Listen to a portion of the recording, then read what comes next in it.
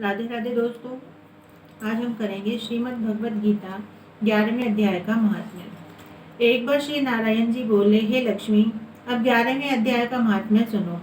एक तुंगभद्र नामक नगर था जिसके राजा का नाम सुखानंद था। वह श्री लक्ष्मी नारायण की सेवा बहुत करता था। वहाँ एक बड़ा विद्वान ब्राह्मण रहता था। वह ब्राह्मण नित्य गीता जी के 11वें अध्याय का पाठ करता था और राजा भी वहाँ नित्य लक्ष्मी नारायण की सेवा करता था और पाठी भी नित्य श्रवण करता था। ऐसा करते करते बहुत काल व्यतीत हुआ। एक दिन राजा घर को आया। उस दिन अतीत देशांतर फिरते फिरते नगर में आए अतीतों ने राजा से कोई जगह मांगी। राजा ने बड़ी हवेली खुलवा दी जहाँ अतीत उतरे। राजा ने सीधा दिया। रसोई कर अतीत बड़े प्रसन्न हुए और अमृत लेके राजा उनके दर्शन को गया। राजा का बेटा भी साथ था।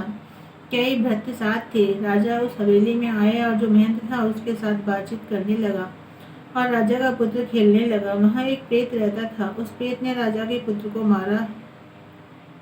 चाकरों ने राजा को खबर करी। राजा यद्यपि सेवा करता व कथा श्रवण करता था, परंतु पुत्र के मुंह में राजा के मन में दुर्बुद्धि आ गई। राजा बोला, हे संत जी, आपका दर्शन हमको बहुत फला है। एक पुत्र था जो प्रेत ने मार दिया। तब ब्राह्मण ने कहा, हे राजन, चलो देखें कहाँ है तुम्हारा पुत्र। राजा ब्राह्मण महंत भी वहाँ आए जहाँ राजकुमार मृत पड़ा था। तब ब्राह्मण ने कहा, अरे प्रेत, तू उस लड़के पर कृपा दृष्टि कर, जो यह लड़का जी उठे और मैं तुझे गीता जी के 11वें अध्याय का पाठ सुनाता हूँ। तो उसे श्रवण कर, इससे तेरा कल्याण होगा। विप्र ने गीता के 11वें अध्याय का पाठ किया और प्रेत पर जल छिड़का। तत्काल प्रेत ने प्रेत की योनि से छूटकर देही पाई और राजा का पुत्र उठकर सावधान हुआ।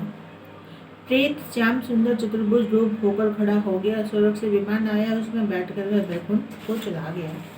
और इसी के साथ 11वें अध्याय का महात्म्य यहीं पर समाप्त होता है। राधे राधे।